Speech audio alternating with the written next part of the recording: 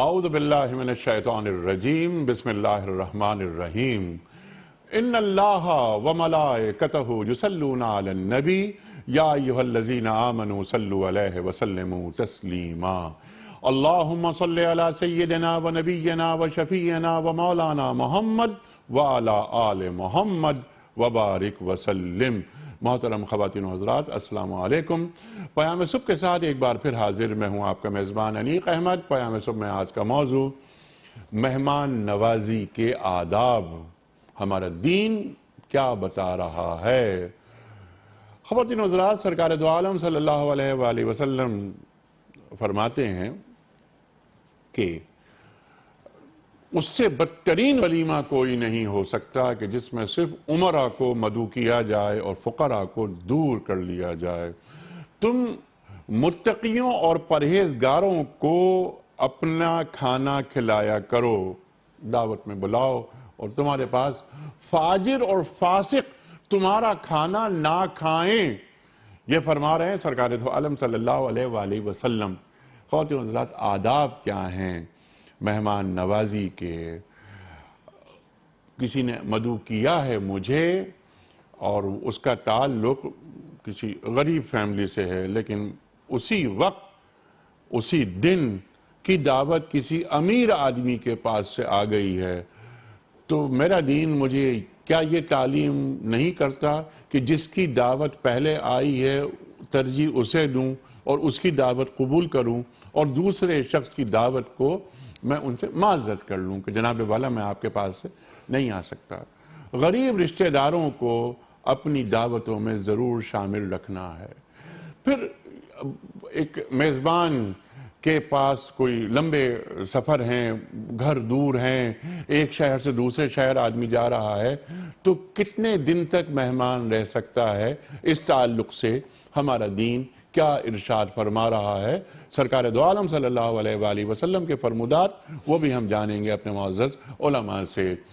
وقت پر پہنچے، جس وقت میزبان نے بلایا، مہمان انتظار نہ کروائے میزبان کو، کہاں بیٹھے، انکسار کا مظاہرہ کرے۔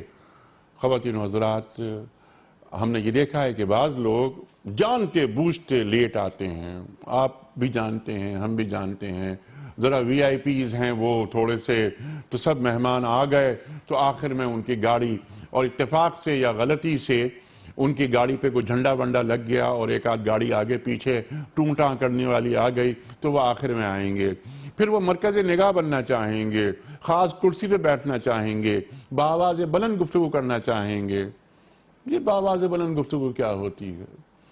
سرکار دو عالم صلی اللہ علیہ وآلہ وسلم کا ارشاد کہ اے اللہ، تو مجھے میری نظروں میں چھوٹا لیکن دوسروں کی نظروں میں بڑا بنا۔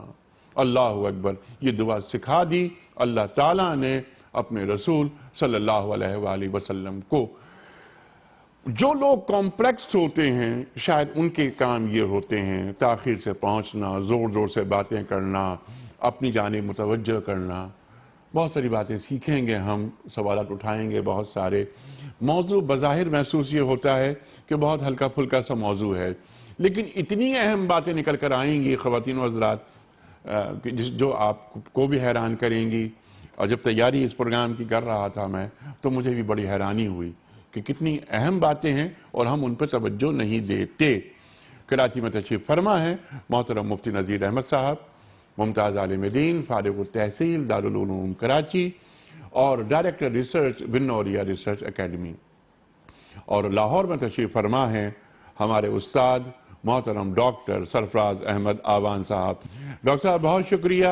حسب روایت آج بھی ہم آپ کو خوش آمدید کہہ رہے ہیں، اور حسب روایت آج بھی ہم آپ سے بہت سیکھیں گے۔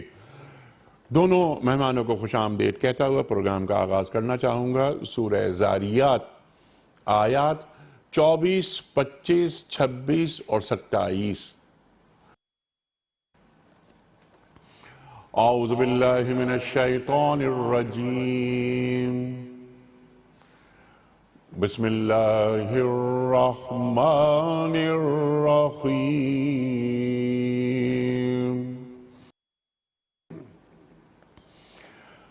هل أتاك حديث ضيف إبراهيم المكرمين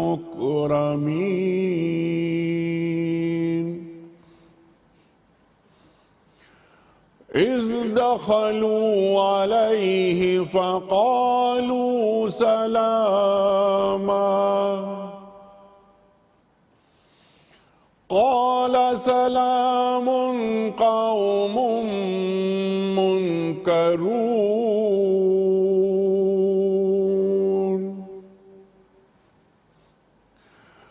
فراغ إلى أهله فجاء بعجل سمين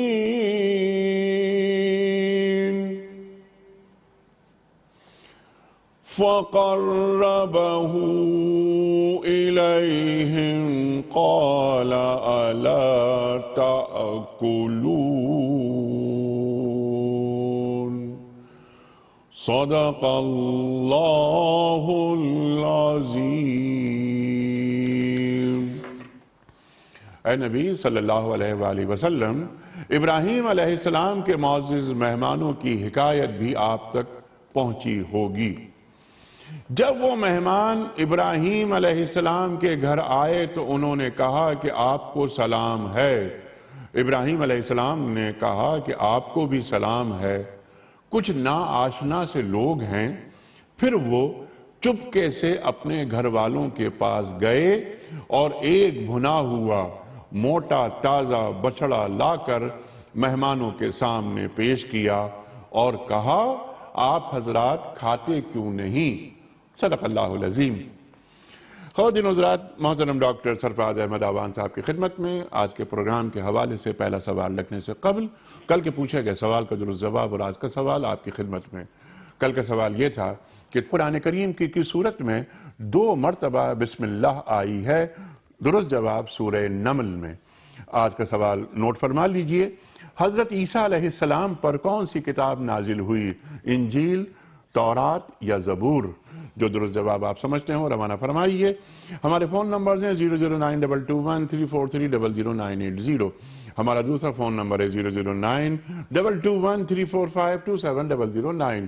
ہمارا ای میل ایڈریس ps@duniatv.tv۔ ہمارا SMS کا نمبر 3031۔ اور خواتین و حضرات، اگر آپ واٹس ایپ پر اپنا درست جواب روانہ فرمانا چاہتے ہوں تو ضرور روانہ فرمائیے، یا اپنا کوئی سوال رکھنا چاہتے ہوں اپنے معزز علماء کی خدمت میں وہی بھجوائیے، ہم رکھیں گے اپنے علماء کی خدمت میں۔ ہمارا واٹس ایپ کا نمبر ہے 009232182500194۔ قبلہ ڈاکٹر سرفراز احمد آوان صاحب ارشاد فرمائیے کہ آداب میزبانی وہ کیا ہیں؟ مہمانوں کی تکریم کیسے کی جانی چاہیے؟ ہمارا دین کیا سکھاتا ہے؟ بسم اللہ الرحمن الرحیم۔ سب سے پہلے تو میں آپ کا شکر گزار ہوں کہ جو آیات قرآنیہ آپ نے منتخب کی ہیں، آداب مہمان نوازی اور میزبانی بہت خوبصورت انداز سے ان آیات میں اللہ تعالیٰ نے واضح فرما دی ہے۔ سبحان اللہ۔ لیکن اس سے پہلے میں یہ عرض کروں کہ کسی مہمان کی مہمان نوازی یہ انسانی شرافت کی ایک بڑی نمایاں علامت ہے۔ کیا بات۔ آپ دیکھیے کہ نبی کریم علیہ الصلاۃ والتسلیمات غار حرا سے پہلی وحی کے نزول کے بعد اور سلسلہ وحی کے آغاز کے بعد جب آپ غار حرا سے واپس اپنے گھر تشریف لائے تو ام المؤمنین سیدہ خدیجہ الکبریٰ رضی اللہ تعالی عنہ سے اپنی قلبی گھبراہٹ اور اضطراب کا اظہار فرمایا۔ تو سیدہ خدیجہ الکبریٰ رضی اللہ تعالی عنہ نے جن کلمات کے ساتھ آپ کو حوصلہ دیا وہ بہت غور طلب ہے۔ سبحان اللہ سبحان اللہ۔ حضرت خدیجہ نے آپ سے عرض کیا واللہ ما یخزیک اللہ ابدا، مجھے اللہ کی قسم اللہ تعالیٰ آپ کو کبھی پریشان نہیں ہونے دیں گے۔ انک لتصل الرحمہ، آپ صلہ رحمی کرتے ہیں، وتحمل الکلہ، اور کمزوروں کا اور بے کسوں کا بوجھ اٹھاتے ہیں، وتکسب المعدومہ، اور جو کمانے کے لائق نہیں ہے جس کے پاس کچھ نہیں ہے اس کو آپ کما کے دیتے ہیں، وَتَقْرِ الضَّيْفَ، آپ مہمانوں کی مہمان نوازی کرتے ہیں۔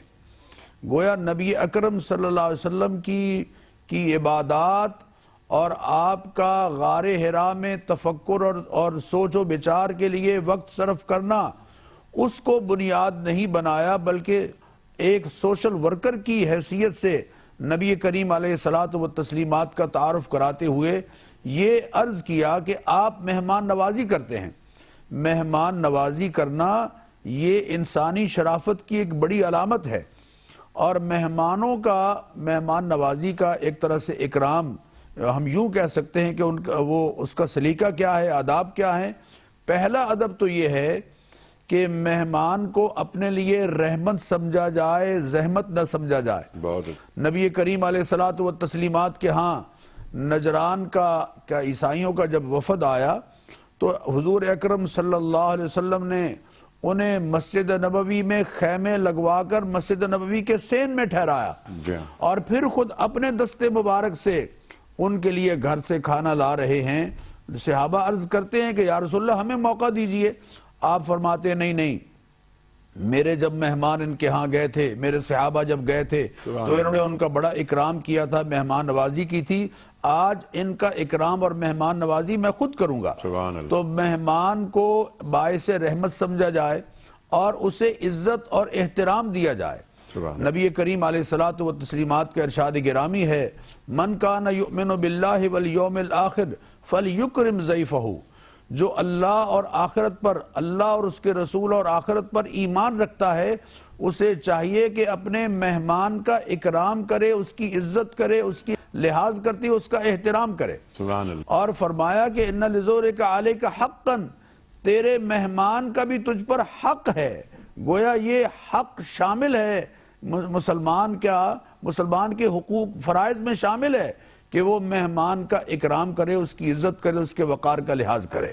جہاں تک اس آیے کریمہ میں جو آداب بتائے گئے، آپ دیکھیے اللہ تعالیٰ ارشاد فرما رہے ہیں کہ ابراہیم علیہ السلام کے پاس جو معزز اور مکرم مہمان آئے، اذ دخلوا علیہ فقالوا سلاما، سب سے پہلے تو انہوں نے آ کے السلام علیکم کہا۔ گویا مہمان پر لازم ہے کہ سلام کرے، یہ انشاءاللہ بعد میں بات کریں گے تفصیلاً۔ اور پھر حضرت ابراہیم علیہ السلام ان کے سلام کا جواب دے رہے ہیں، قال سلام، سلام کا جواب دیا۔ اذ دخلوا علیہ فقال سلام قوم منکرون فراغ الی اہلہ، فوراً ان سے یہ نہیں پوچھا کہ کس کام کے لیے آئے ہو، بلکہ ان کی خدمت کا پہلے لحاظ شروع کیا اور اس کی فکر شروع کی، اور گھر والوں کی طرف گھر میں چلے گئے۔ گویا ایک بات یہاں یہ سمجھائی جا رہی ہے کہ مہمانوں کو کچھ دیر اکیلے خلوت میں وقت دیا جائے، تاکہ انہوں نے کوئی تقاضے اگر پورے کرنے ہیں تو وہ اپنے تقاضے، ضروری بشری تقاضے پورے کر لیں۔ فراغ الی اہلہ، گھر چلے گئے، ان کو موقع دیا اکیلے بیٹھنے کا، اور گھر جا کر فجاء بعجل سمین، اور ایک تر و تازہ صحت مند بچھڑا بھنا ہوا گوشت کا لے کر آ گئے۔ گویا مہمانوں کا اکرام اس طرح سے کیا جائے کہ روٹین سے ہٹ کر ایک دن کم از کم ان کی مہمان نوازی کی جائے، اچھے کھانے کے ساتھ، اچھے اور مزیدار کھانے کے ساتھ۔ اور فقربہ الیہم، پھر یہ نہیں کہا مہمانوں کو کہ ادھر آؤ تم کھانے کے لیے، بلکہ کھانا ان کے قریب کیا، اور پھر اگر وہ نہیں کھا رہے تو ان سے درخواست کی جائے کہ آپ کیوں نہیں کھا رہے، آپ کھانا کھائیں۔ اور پھر کھانا کھانے کے دوران ٹکٹکی باندھ کے ان کو نہ دیکھا جائے، بلکہ ان کو اطمینان کے ساتھ سیر ہو کے کھانا کھانے دیا جائے۔ ہشام کے ہاں ایک صاحب دیہاتی، ایک سادہ انسان ہشام ابن عبد الملک کے ہاں آئے، کھانا کھا رہے تھے، تو ہشام نے کہا کہ جناب ذرا دیکھیے آپ کے لقمے میں بال آ گیا ہے، بال ہے، ذرا اس کو ہٹا دیجئے۔ تو دیہاتی نے کھانا وہیں چھوڑ دیا اور اس نے کہا کہ جناب جو آدمی ہمارے لقمے پر نظر رکھ رہا ہو اس کے ہاں ہم کھانا نہیں کھائیں گے۔ تو مہمانوں کو اور پھر جب کھانا کھا چکے مہمان، تو حضرت ابراہیم علیہ السلام کہہ رہے ان مہمانوں نے تو کھانا نہیں کھایا تھا، یقینی بات ہے. لیکن مہمان جب کھانا کھا چکے یا پانی پی چکے یا چائے کا وقت ہے تو چائے پی چکے، پھر فرمایا قال فما خطبکم ایھا المرسلون، اے مہمانوں تمہارا آنے کا مقصد کیا ہے، کیوں آئے ہو؟ گویا پہلے مہمان آ کے سلام کرے، مہمان کے سلام کا جواب دیا جائے، انہیں ایسی جگہ پر بٹھایا جائے جو اہل خانہ سے الگ ہو، چونکہ قرآن یہ کہہ رہا ہے فراغ الی اہلہ، وہاں سے اٹھ کر وہ اپنے گھر والوں کے پاس گئے.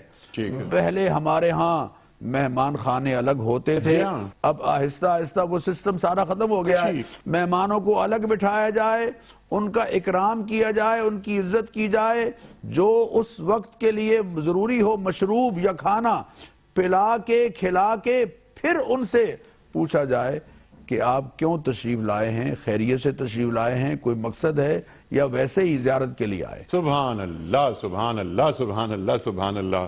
اور قرآن کریم کی انہی آیات کو حوالہ بنایا ڈاکٹر صاحب نے، اور خوبصورت سلام، ایک تو مہمان، پھر مہمانوں کو رحمت سمجھا جائے، اللہ اکبر اللہ اکبر. اس کے بعد آنے کا مقصد، ضیافت کے بعد مقصد بعد میں.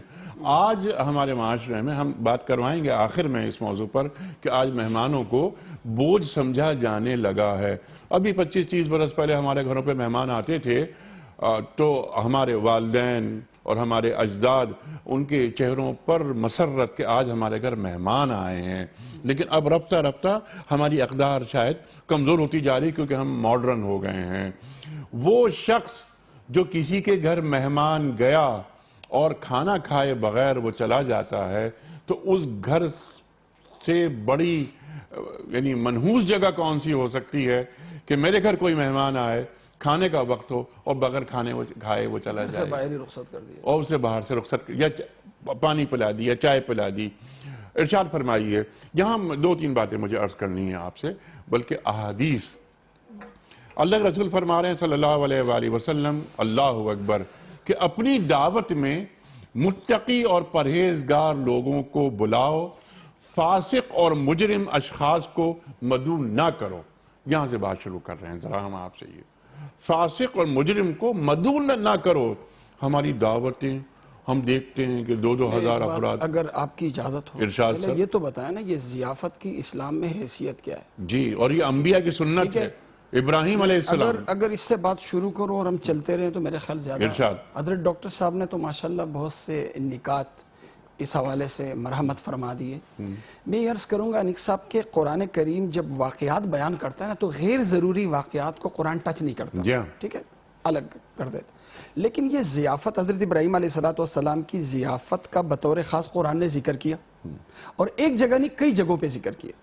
حضرت ایک جگہ نہیں کئی جگہوں پہ ذکر کیا، اہمیت بتانے کے لیے کہ یہ ضیافت جو ہے یہ بہت بڑی نیکی اور بہت بڑا عمل ہے.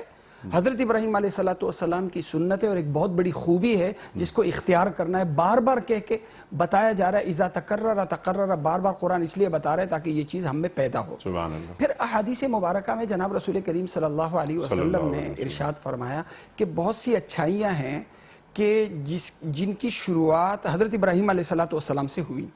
جیسے ختنے کی شروعات، اول من اختتن، ختنے کی شروعات حضرت ابراہیم علیہ السلام سے. اسی طرح حدیث پاک میں یہ بھی ہے اول من ضیف الضیف، سب سے پہلے جس نے ضیافت کو رواج دیا، میزبانی کو اور مہمان نوازی کو رواج دیا، وہ حضرت ابراہیم علیہ السلام ہے. تو حضرت ابراہیم علیہ السلام اور انبیاء کی تو اس کا مطلب ضیافت صرف سنت ہی نہیں بلکہ سنت نبی ہی نہیں، سنت انبیاء ہے اور ہمارا اجتماعی ورثہ ہے. تمام ادیان کی خاصیت اور خوبی ہے. آپ کی شروعات حضرت ابراہیم علیہ السلام سے اور کمال تک پہنچایا جناب رسول کریم صلی اللہ علیہ وسلم نے. حضرت مدینہ میں جب مسلمانوں نے ہجرت کی تو بہت سی خوبیاں جو آج بھی ہم فخر کر سکتے ہیں کہ یہ ہماری اقدار ہے، دنیا نے ہم سے کیا سیکھا، ہم سے کیا حاصل کیا. تو ان چیزوں میں ایک حضرات مہاجرین مدینے میں آتے ہیں، ایک ضیافت انصار کرتے ہیں مستقل بنیاد پہ، مواخات کی بنیاد پہ. یہ بھی ضیافت ہے کہ اپنی ہر چیز آنے والے مہمانوں کے ساتھ آدھی کر دی، جائیداد آدھی کر دی، گھر آدھا کر دی، ہر چیز آدھی کر دی. حضرت یہ ضیافت کی انتہا ہے کہ یہ کنہوں نے کی؟ حضرات انصار نے، اور اسی وجہ سے انہیں بہت بڑی خیر ملی. اسی طرح انیس صاحب مسجد نبوی میں صفہ ہوتا تھا، صفے میں طلبہ پڑھتے تھے، ان کے لیے معمول کا مطبخ نہیں تھا، مطعم نہیں تھا کہ وہاں سے یہ کھاتے ہیں. اسی طرح وفود آتے تھے، باہر سے وفود آتے تھے، بہت سے غیر مسلم آتے تھے دین کے بارے میں سوالات کرنے کے لیے، دین کو سمجھنے کے لیے. بہت سے نیو مسلم آتے تھے. اب ان کے لیے ظاہر ہے ہوٹل کا انتظام، وہاں پہ ہوٹل تو نہیں تھا، اندر ریسٹورنٹ کا انتظام تو نہیں تھا. کیا طریقہ ہوتا تھا؟ جیسے ہی آتے تھے تو حضرات صحابہ کرام رضوان اللہ علیہم اجمعین، کوئی شام کو یا کوئی مہمان آ رہا ہے اپنے ساتھ 2 لے کے جا رہے ہیں، کوئی 4 لے کے جا رہا ہے، کوئی 10 لے کے جا رہا ہے، کوئی 9 لے کے جا رہا ہے.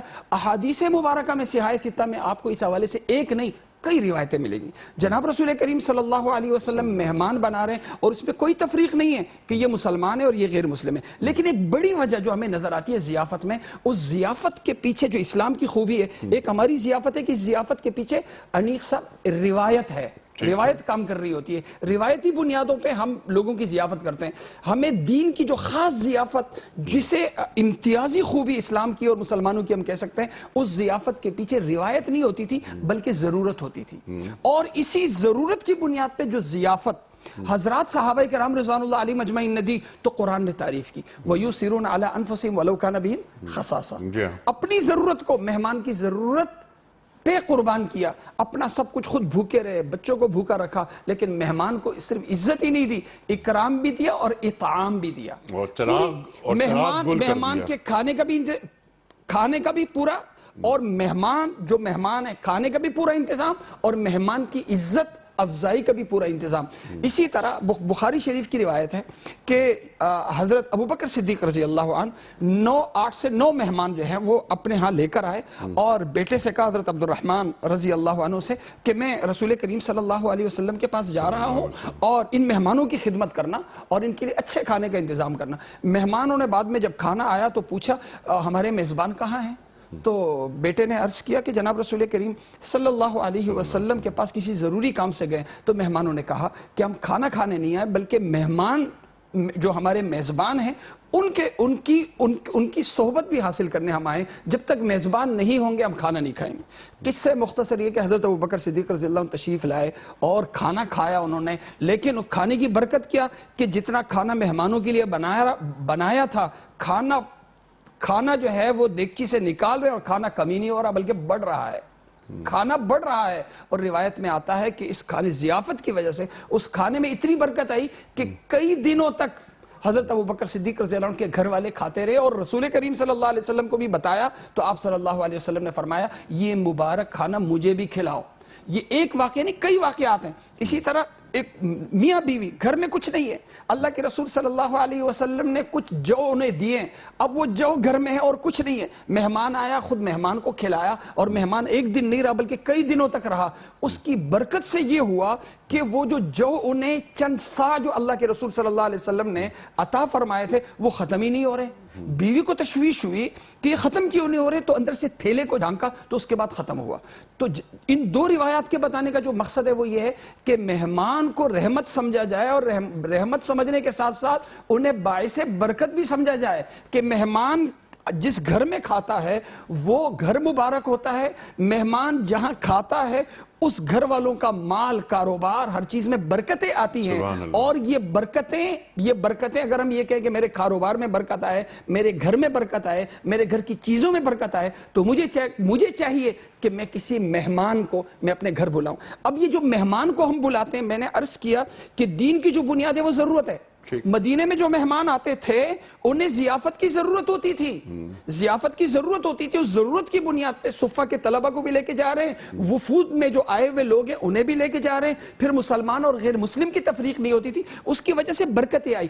آج ضیافت یہ نہیں ہے کہ کسی بڑی شخصیت کو میں اپنے ہاں ان کی ضیافت کروں، یہ بھی نہیں کہ خاص موقع پہ میں کروں، بلکہ ضیافت یہ بھی تو ہے کہ میرے گھر کا ڈرائیور، میرے گھر کا چوکیدار، ٹھیک ہے، میرے گھر کے باہر کوئی غریب ٹھیلا چلانے والا، اس کو بھی تو ہفتے میں ایک دن مہمان بنا سکتا ہوں. جو گھر میں کھانا ہے، میرے گھر کے باہر جو میری خدمت کرنے والا ہے ان کی بھی میں ضیافت کروں. انیق صاحب جو ضیافت میں اس میں دین کھانے سے زیادہ جو مہمان ہیں ان کی عزت پہ زور دائرہ ہے. من کان یؤمن باللہ والیوم الاخر. دیکھو اگر اللہ اور اللہ کے رسول پہ ایمان ہے تو کیا کرو؟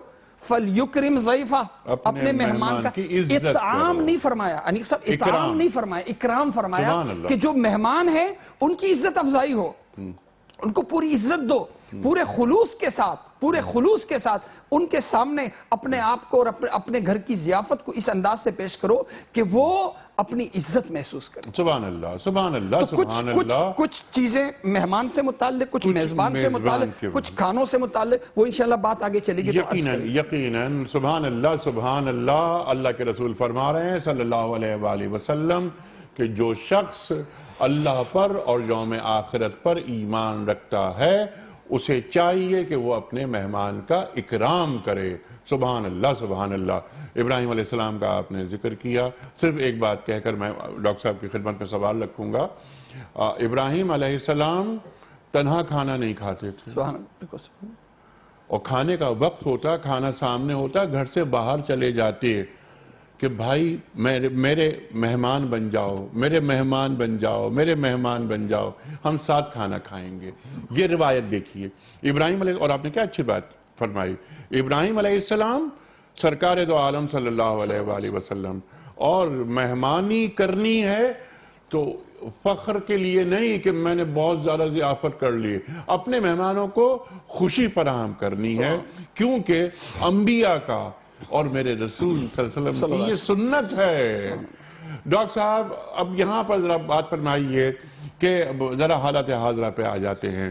مفتی صاحب نے اشارہ بھی فرمایا کہ میرا ڈرائیور, میرا مالی, وہ بھی مجھے مدعو کرتا ہے کبھی, میری بیٹی کی شادی ہے, کیا مجھے اس شادی پہ بھی ضرور جانا چاہیے؟ ارشاد.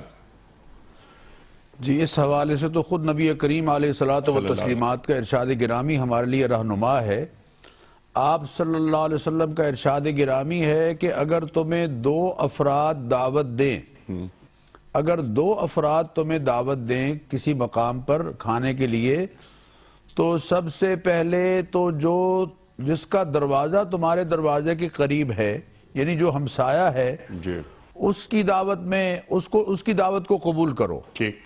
اور اگر ہٹ کے ہیں تو پھر ان میں سے جو پہلے تمہیں دعوت دیتا ہے اس کی دعوت کو قبول کرو. ٹھیک. تو دعوت تو حضور اکرم صلی اللہ علیہ وسلم ارشاد فرما رہے ہیں کہ اگر مجھے کسی پائے کے پکنے پر, پایا کھانے پر مجھے دعوت دی جائے تو میں اس کی دعوت کو بھی قبول کروں گا. اس زمانے میں پائے ایک ہلکی سی بات سمجھی جاتی تھی پکایا جانا, آج کل تو پائے بھی خیر سے بہت مہنگے ہیں اور خوب کھائے جاتے ہیں. لاہور میں تو بہت کھائے جاتے ہیں, پتہ نہیں کراچی میں کیا صورتحال ہے. لیکن پائے کے بارے میں حضور اکرم صلی اللہ علیہ وسلم تو ایک یہودیہ کی دعوت قبول کر رہے ہیں, اور یہودیہ کے ہاں دعوت کھانے کے لیے تشریف لے گئے ہیں. جی ہاں. اور پھر وہاں جو صورتحال ہوئی میں اس تفصیل میں نہیں جاتا, چاہے کوئی غریب ہے چاہے کوئی مالدار ہے, ہمیں اس بنیاد پر کہ فلاں مالدار ہے اس کی دعوت کو ترجیح دوں گا اور فلاں غریب ہے اس کی دعوت کو قبول نہیں کروں گا, یہ زیادتی ہے. نبی اکرم صلی اللہ علیہ وسلم نے ارشاد فرمایا کہ جس شخص کو دعوت دی گئی اور پھر اس نے اس کو قبول نہیں کیا, فقد عصى اللہ ورسولہ, اس نے اللہ اور اس کے رسول کی نافرمانی کی. ہاں, خدا نخواستہ اگر ایسی دعوت ہے جہاں اللہ اور اس کے رسول کی نافرمانی کے سارے کام جمع ہو گئے ہیں, وہاں جانے سے گریز کرنا ہے.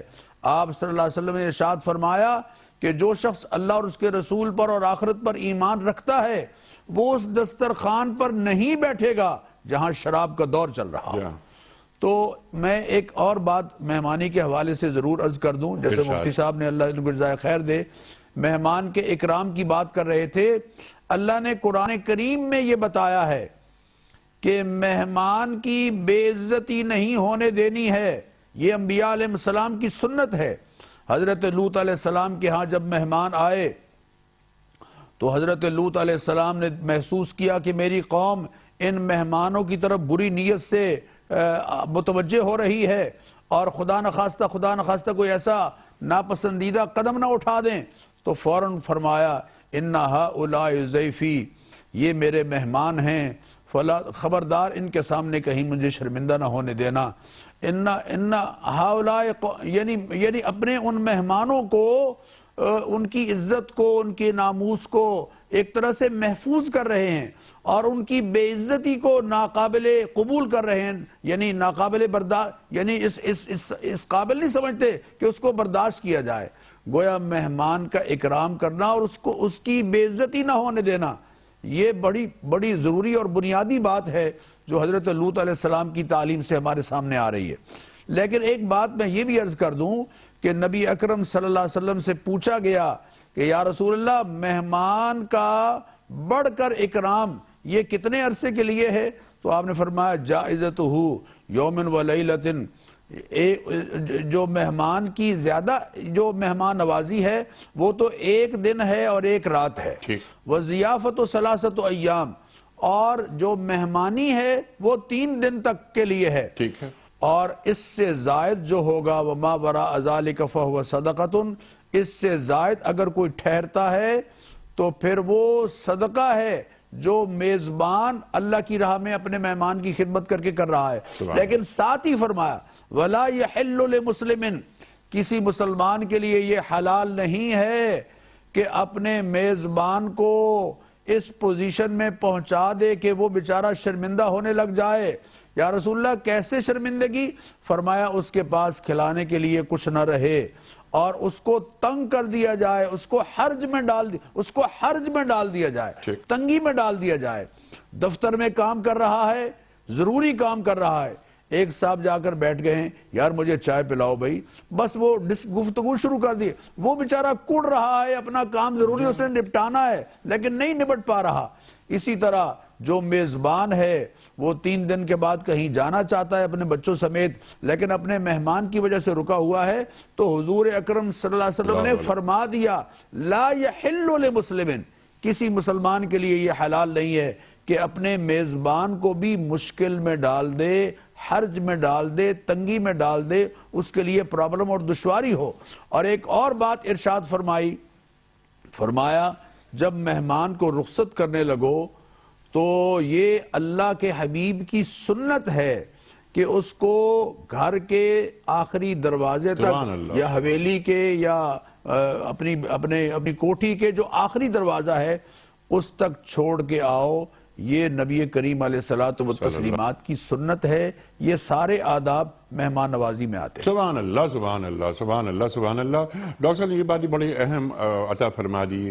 سرکار دو عالم صلی اللہ علیہ وسلم ارشاد فرما رہے ہیں کہ مہمان 1 دن اور 1 رات کا، یعنی اس کو پرتکلف انداز سے اس کی خدمت کی جائے۔ 3 دن تک وہ جو گھر میں روٹین کا کھانا ہے، 3 دن تک وہ روٹین کا کھانا اسے پیش کیا جائے۔ 4تھے دن سے جو خدمت کی جا رہی ہے مہمان کی وہ صدقہ اور خیرات ہے اللہ کے نزدیک، ان صدقے کا جو ثواب ہے وہ اسے، اس حدیث کا جو مفہوم ہے وہ یہ کہ مہمان جب میرے گھر پہ آیا وہ میرے کنبے کا فرد بن گیا۔ سبحان اللہ، جس طرح اپنے بچوں پہ خرچ کرنا میرا فرض، اپنے والدین پہ خرچ کرنا میرا فرض، اسی طرح اپنے مہمان پہ خرچ کرنا یہ بھی میرا فرض، ٹھیک ہے۔ اب یہ جو خرچ کرنا ہے یہ 1 دن اور 1 رات، ٹھیک ہے۔ اس زمانے میں ظاہر ہے کہ جو سفر ہوتے تھے وہ دور دور ہوتے تھے۔ اب ایک مہمان آیا پورا 1 ہفتہ لگا کے اور وہ آئے صرف آج کے اعتبار سے جیسے صرف چائے یا 1 وقت کا کھانا اسے کھلا دیا جائے اور اس کو رخصت کر دیا جائے، تو فرمایا یہ نہیں، کم سے کم 1 دن اور 1 رات اور 3 دن تک یہ اخلاقی آپ کا فرض، اور اس کے بعد جو ہے وہ پھر نفل ہے، سنت ہے، جہاں تک کر سکو تو کر لو، ٹھیک ہے، نفل ہے۔ اب ایک شخص نے نفلی روزہ رکھا ہوا ہے، اسے دعوت دی گئی، وہ پہنچا، وہ موجود ہے، لیکن مہمان کی خوشی کے لیے، بلکہ میزبان کی خوشی کے لیے کیا وہ نفلی روزہ توڑ سکتا ہے؟ یقیناً توڑ سکتا ہے۔ توڑ سکتا ہے۔ اگر میزبان اگر محسوس کر رہا ہو تو اس کا دل رکھنے کے لیے وہ روزہ توڑ سکتا ہے، لیکن اگر میزبان محسوس نہ کرے تو یہ بھی کیا جا سکتا ہے۔ جناب رسول کریم صلی اللہ علیہ وسلم کسی کی ضیافت میں شریک تھے، حضرت ابو ہریرہ رضی اللہ عنہ بھی ساتھ تھے، تو کہا کہ رسول کریم صلی اللہ علیہ وسلم نے کھانا تناول فرمانا شروع کیا اور حضرت ابو ہریرہ رضی اللہ عنہ سے پوچھا تو انہوں نے کہا حضرت میرا روزہ ہے، تو رسول کریم صلی اللہ علیہ وسلم نے ان کا روزہ نہیں توڑوایا بلکہ انہیں فضیلت دی کہ ہم تو یہاں کھائیں گے، اللہ آپ کو جنت میں کھلائے گا۔ ٹھیک ہے. تو نفل, لیکن اگر مہمان اگر میزبان محسوس کر رہا ہو تو چونکہ آپ کی انہوں نے دعوت کی ہے اور پورا ایک خرچہ کیا ہے, تو اس کا دل رکھنے کے لیے اگر نفل روزہ ہے, اگر آپ محسوس کریں تو نفل روزہ توڑا جا سکتا ہے. ٹھیک ہے. اگلی بات جو میں نے عرض کرنی ہے وہ یہ کہ یہاں خاص ایک لفظ جو آیا ہے انیق صاحب, اکرام کا آیا ہے کہ مہمان کا اکرام. اور آپ نے کہا نا عہد کے لمس کے ساتھ, ضیافت ہمارے وقت میں بھی ہوتی ہے, وہ انتہائی پرتکلف ضیافت ہوتی ہے. ٹھیک ہے, انتہائی پرتکلف. لیکن مجھے یہ بتائیے کہ یہ اکرام کے ساتھ یہ ضیافت ہمیں کھلائی جاتی ہے یا پوری تذلیل کے ساتھ کھلائی جاتی ہے؟ ضیافت کے لیے ہمیں بلایا جاتا ہے. میری ضرورت یہ ہے کہ میں عشاء کے بعد کھانا کھاتا ہوں, لیکن مجھے کھلایا جاتا ہے 12 ساڑھے 12 بجے. اچھا, مجھے اٹھنا ہے صبح 5 بجے نماز کے لیے. ایک نماز کا پابند شخص 12 ساڑھے 12 بجے تک انتظار کرے گا تو کتنی بڑی اذیت ہے. ضیافت ہو رہی ہے پوری اذیت کے ساتھ. قرآن کریم کی آیت ہے قول معروف و مغفرۃ خیر من صدقۃ یتبعها اذی. اس مالی تعاون سے جو اذیت دے کے کی وہ تعاون کیا جائے, اس سے کہیں بہتر ہے کہ آپ کوئی اخلاقی اچھی بات کہہ دو یا کسی کو معاف کر دو. تو ضیافت ہو رہی ہے پوری اذیت کے ساتھ, پوری تکلیف کے ساتھ.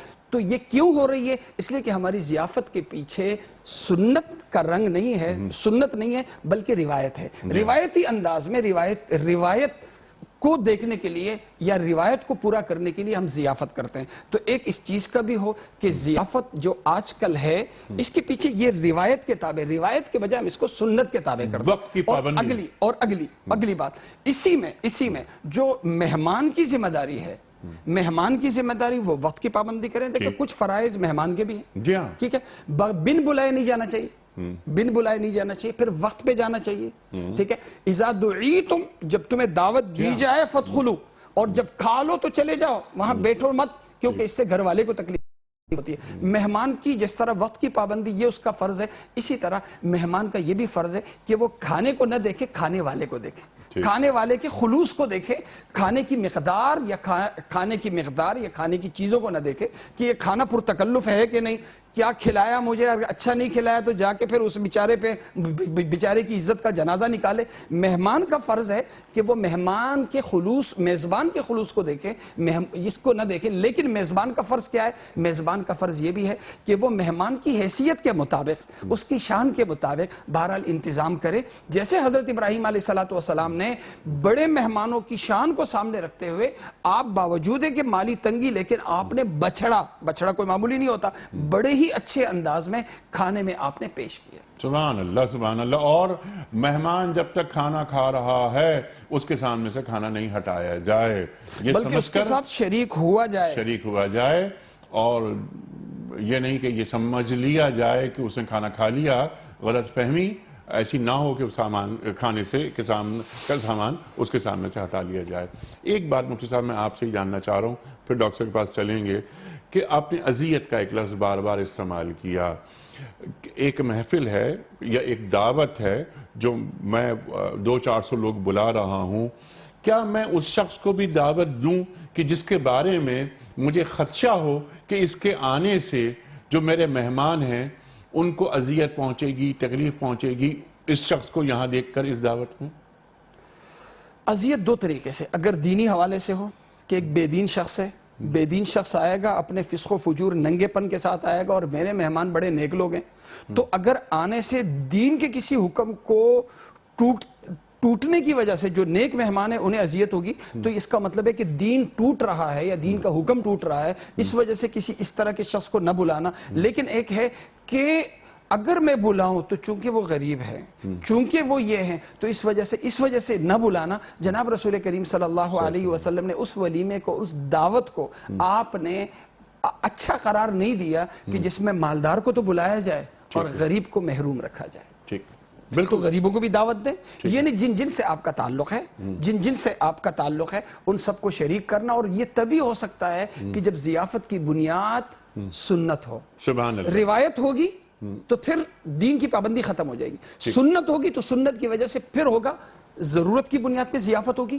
ضرورت کی بنیاد پہ ہوگی, اور دین کی روشنی میں سنت انبیاء کے طریقے سے پھر ضیافت جب پیش کی جائے گی تو کوئی محرومی بھی نہیں ہوگی, آنے والا بھی خوش ہو کے جائے گا, جو پیش کیا جائے گا اس کو بھی کوئی آپ جیسے کیسے پیش کریں گے, کیونکہ آنے والے آپ کے کھانے کو نہیں دیکھیں گے, آپ کے خلوص کو دیکھیں گے. سبحان اللہ سبحان اللہ. اچھا ڈاکٹر صاحب, کیونکہ بہت اہم باتیں آپ دونوں حضرات نے عطا فرما دی, ایک سوال میں آپ کی خدمت میں رکھنا چاہتا ہوں کہ آپ بھی ایسی شادیوں میں یقیناً گئے ہوں گے, ہم بھی جاتے ہیں, کہ جہاں ایک دعوت یعنی ایک ولیمہ ہے اور اس پر کئی کروڑ روپے کا خرچ. اللہ اکبر. پاکستان ایک غریب ملک ہے, یہاں کئی گھروں میں چولہے بھی نہیں جلتے, کیسے کیسے معاملات ہیں, کتنے لوگوں کو صاف پانی نہیں ہے پینے کا, لا تعداد ایسی شادیاں ہم نے دیکھی ہیں, خود بھی گئے ہیں, کہ حیران ہو جاتے ہیں کہ کم از کم 1 کروڑ روپے خرچ ہو رہے ہیں, بعض شادیوں میں 4 کروڑ روپے ایک دعوت پر خرچ ہو رہے ہیں. اس تعلق سے ہمیں تعلیم کیجئے کہ دین کیا فرماتا ہے. دیکھیے جی, میں آپ سے عرض کروں کہ دعوتوں کے حوالے سے تو بہت کچھ ہو رہا ہے اور بہت افسوسناک ہو رہا ہے. جی.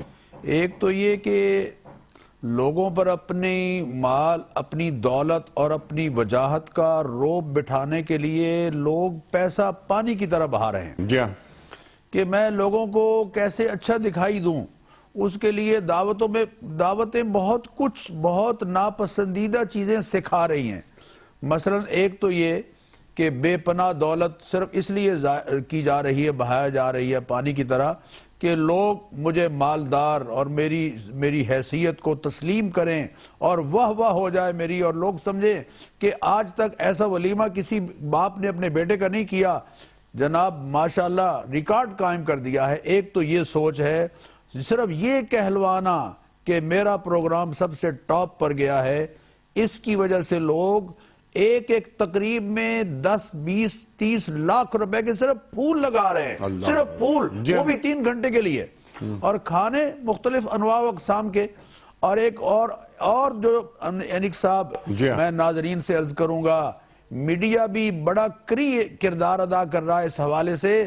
ایسی دعوتوں کو دکھایا جاتا ہے کہ جو ہی یہ اعلان ہوتا ہے کہ اب کھانا کھل گیا ہے, کھانا نہیں کھلتا بلکہ بندے کھلتے ہیں, لوگ کھلتے ہیں, ہو بھاگ رہے ہیں, اور بری طرح سے یعنی تمام مہذب اور بڑے سلیقے سے گفتگو کرنے والے اور بڑے عمدہ لباس والے جو ہی کھانا کھلنے کا اعلان ہوتا ہے بے تحاشا ٹوٹ پڑتے ہیں. حضور اکرم صلی اللہ علیہ وسلم کے بارے میں یہ حدیث میں نے پڑھی اور بیان بھی کی کہ آپ صلی اللہ علیہ وسلم کے سامنے سے کبھی کسی نے بچا ہوا یعنی سالن نہیں اٹھایا. جتنا سالن ضرورت کے لیے ہوتا تھا اتنا لیتے اور پھر پلیٹ کو خالی کرتے. ہم پہلے پلیٹ میں آگے بڑھ کر, بری طرح سے آگے بڑھ کر ایک مینار کھڑا کر لیتے ہیں اور پھر کھائے بغیر اس کو چھوڑ دیتے ہیں. ایک ہوسناک نگاہوں سے لوگ کھانے کو دیکھ رہے ہیں. کیا ہے یہ؟ میں پھر عرض کروں, یہ بات لمبی ہو جائے گی, لیکن آداب کے حوالے سے ایک تو جیسے مفتی صاحب نے فرمایا کہ بن بلائے مہمان نہیں جانا چاہیے. حضور اکرم صلی اللہ علیہ وسلم نے فرمایا کہ جو شخص داخل ہوا کسی کھانے پر بغیر بلائے کے کی طرح داخل ہوا, وہ چور کی طرح داخل ہوا, اور جب نکلا وہاں سے تو ڈاکو کی طرح نکلا, کیونکہ اس کو بلایا نہیں گیا تھا. حضور اکرم صلی اللہ علیہ وسلم کے ساتھ 5 افراد کو کھانے کے لیے بلایا گیا. آپ تشریف لے جا رہے ہیں, راستے میں ایک صاحب اور مل گئے ہیں, تو جب میزبان کے ہاں پہنچے تو آپ نے فرمایا کہ یہ 5 افراد تو وہ ہیں جو آپ نے جن کو دعوت کے لیے بلایا تھا, یہ صاحب آئے ہیں, اگر آپ اجازت دیں تو آپ کی مرضی, اور اگر آپ نہیں اجازت دیتے تو ان کو واپس چلے جانا چاہیے. تو ایک تو یہ کہ بغیر بلائے کے نہیں جانا چاہیے. دوسرے, بلایا جائے تو جائے, انشاء طعم و انشاء ترکا, وہاں جا کے اگر کھانا طبیعت ہو تو کھا لے, نہ کھائے تو چھوڑ دے, لیکن دعوت پر جانا چاہیے. لیکن ایک اور بات جو قرآن نے بیان کی وہ یہ کہ مہمان کے لیے چاہیے یا باہر سے جانے والے فرد کے لیے چاہیے کہ وہ پہلے صاحب خانہ کو مانوس کر لے. مانوس کیا جاتا ہے اطلاع کے ذریعے سے کہ بھئی میں آ رہا ہوں, آپ اجازت دیتے ہیں, لا تدخلوا بیوتا غیر بیوتکم حتی تستانسوا, یہاں یہ اجازت نہیں ہے, اجازت کا لفظ نہیں ہے. لا تدخلوا بیوتا غیر بیوتکم, اوروں کے گھروں میں مت جاؤ حتی تستانسو، جب تک کہ ان کو انس مانوس نہ کر لو. گویا ایک طرح سے ان کو اطلاع دو کہ بھئی میں آ رہا ہوں، آپ کے کسی معاملے میں حرج تو نہیں ہوگی، یا ہو سکتا ہے آپ کہیں جا رہے ہوں اور میں اچانک آ جاؤں. پہلے انہیں مانوس کرو. وَتُسَلِّمُوا عَلَىٰ أَهْلِهَا، اور پھر گھر والوں کو جا کے السلام علیکم کہو. قرآن کریم بتا رہا ہے حَتَّى تَسْتَأْنِسُوا وَتُسَلِّمُوا عَلَىٰ أَهْلِهَا. اور پھر یہ کہہ رہا ہے کہ اگر وہ یہ کہیں کہ تم واپس چلے جاؤ یا نہ آؤ تو اس کو ناراضی کی بنیاد نہ بنا لینا. فرجعو، لوٹ جاؤ واپس. ذالکم ازکا لکم واطہر، یہی تمہارے لیے پاکیزگی اور صفائی اور ستھرائی کا اور معاشرتی حوالے سے ایک اچھے اخلاق کا مظاہرہ ہے. سبحان اللہ. یہ قرآن آداب بیان کر رہا ہے مہمانوں کے حوالے سے. تو میں عرض کروں کہ جو ہم نے ایک فضول خرچی کی صورت اختیار کی ہوئی ہے، اور اس میں غریب کا تو نام ہی نہیں، ڈرائیور بھوکے رہ جاتے ہیں. میں ایک تقریب میں گیا، میں سلام کرتا ہوں اس شخص کو جس نے وہ تقریب منعقد کی. انہوں نے ڈرائیوروں کے لیے پہلے کھانے کا انتظام کیا، اسی سلیقے کے ساتھ، اسی ادب کے ساتھ، اسی طرح ٹیبل، اسی طرح دسترخوان، اسی طرح پلیٹیں، ہر چیز اسی طرح. پہلے ڈرائیوروں کو کھانا کھلایا اور پھر جو اندر مہمان تھے ان کو کھانا کھلایا. کہ جی ڈرائیوروں کو کیوں کھانا کھلایا؟ کہ یہ پہلے کھانا کھا کے فارغ ہو جائیں، ہوشیار ہو جائیں. صاحب شاید تھوڑا کھانا کھائیں یا زیادہ کھائیں، باہر نکلیں گے تو یہ بھوکے نہ چلے جائیں. سینکڑوں تقریبات میں ڈرائیور بھوکے رہتے ہیں، کوئی کھانا کا ان کو پوچھتا تک نہیں. لیکن اندر جناب 2,000 3,000 پر ہیڈ کی بنیاد پر کھانا کھلایا جا رہا. تو ہمیں اس سے فضول خرچی کی بات کی آپ نے، یہ فضول خرچی اور وہ جو سلسلے. ایک جو پوائنٹ حضرت ڈاکٹر صاحب کی باتوں سے سمجھ میں آیا وہ یہ کہ ایک مسئلہ یہ بھی ہے کہ دعوت ایک کو دی جاتی ہے، وہ اپنے ساتھ 5-6 کو لاتا ہے. جی، جو بوجھ ہے میزبان پر. اگر فیملی لکھا ہوا ہے تو فیملی والوں کے ساتھ وہ اپنے پھپھی کو بھی شامل کر دیتے ہیں اور اپنے جو ہے نا ان کو بھی، اور ان کو بھی پورا ایک خاندان کے گروپ چلا جاتا ہے. تو حدیث کی روح سے گناہ ملے گا چور کا اور ڈکیتی ڈالنے والے. بالکل ٹھیک ہے. تو اس حوالے سے بھی مہمان کا ایک فرض ہے کہ جتنوں کو دعوت دی گئی اتنے ہی وہ بات بہت اہم ہے کہ جب بھی اپنے گھر میں کوئی دعوت ہو تو اپنے غریب رشتہ داروں کو کبھی نہیں بھولنا چاہیے. انہیں کوئی میری بہن، کوئی میرے بھائی، اگر میرا کزن کوئی غریب رہ گیا ہے تو اپنے گھر میں یہ جو ڈاکٹر نے بات کی کہ 3,000 4,000 پر ہیڈ میں ہم دیکھتے ہیں اتنی لیوشلی یہ کام ہو رہا ہے، یہ تو غریبوں کو ضرور بلایا جائے. پھر یہ خاص موقعوں کی بنیاد پہ نہ ہو جی، بلکہ دن کی بنیاد پہ، جی بالکل، یا ہفتے کی بنیاد پہ مستقل ایک تعلق رکھا جائے. وہ صلہ رحمی، وہ تو خیر بہت اہم بات کیونکہ موضوع ہمارا صلہ رحمی ہی نہیں. میں نے جیسے عرض کیا نا، مہمان رشتہ داروں وہ بھی ضیافت میں، ساتھ ساتھ جو آپ کے چوکیدار، آپ کے ڈرائیور ہیں یا جو محلے کے جو غریب ہیں، کم سے کم ایک کھانے میں ضیافت کے لیے اعلیٰ انتظام کی ضرورت نہیں ہے. آپ جو کھانا کھا رہے ہیں اپنے اس کھانے میں کبھی مہمان بنا کے اپنے ڈرائیور کو بھی شریک کر لیں، اپنے چوکیدار کو شریک کر لیں، یا باہر کوئی غریب شخص. یہ ہے احترام انسانیت. اور فضول خرچی کی یہ بات ڈاکٹر صاحب نے کی، بڑی اہم بات. وہ مائیوں ہو رہا ہے وہاں 2 مہندیاں، ایک مہندی جائے گی، ایک مہندی آئے گی، پھر ایک شادی، اس کے بعد ولیمہ. اللہ اکبر، کروڑوں روپے لگ جاتے ہیں اس کے اندر. اس سے گریز کرنا چاہیے. مفتی صاحب بڑا شکر گزار میں آپ کا. ڈاکٹر صاحب بڑا ممنون، آج بھی آپ سے بہت سیکھا. خواتین حضرات، بقیہ مکمل ہوا ہمارے آج کے پروگرام کا. کل کا سوال یہ تھا کہ قرآن کریم کی کس صورت میں 2 مرتبہ بسم اللہ آئی ہے؟ درست جواب سورہ نمل میں. آج کا سوال نوٹ فرما لیجئے. حضرت عیسیٰ علیہ السلام پر کون سی کتاب نازل ہوئی؟ انجیل، تورات یا زبور؟ جو درست جواب آپ سمجھتے ہوں روانہ فرمائیے. ہمارے فون نمبرز ہیں 0092213430090. ہمارا دوسرا فون نمبر ہے 009221345270009. ہمارا ای میل ایڈریس ps@duniatv.tv. ہمارا SMS کا نمبر 3031 اور ہمارا واٹس ایپ کا نمبر ہے 009232182500194. قرآن دازی. سر، کل کے پوچھے گئے سوال کا درست جواب بتانے والوں میں کس کی خدمت میں؟ محمد یاسین بھٹی. کہاں سے؟ جہلم. محمد یاسین بھٹی صاحب جہلم سے کوئز کا صحیح جواب بتانے کے سلے میں آپ کی خدمت میں دنیا ٹی وی کی جانب سے آپ کے گھر پر دینی کتب پر مشتمل گفٹ ہیمپر روانہ کیا جا رہا ہے. آپ کو بہت مبارک ہو. اختتام ہوتا ہے پیام صبح کا ایک قول پر. وہ قول ہوتا ہے صاحب نہج البلاغہ امیر المومنین حضرت علی مرتضیٰ کرم اللہ وجہہ کا.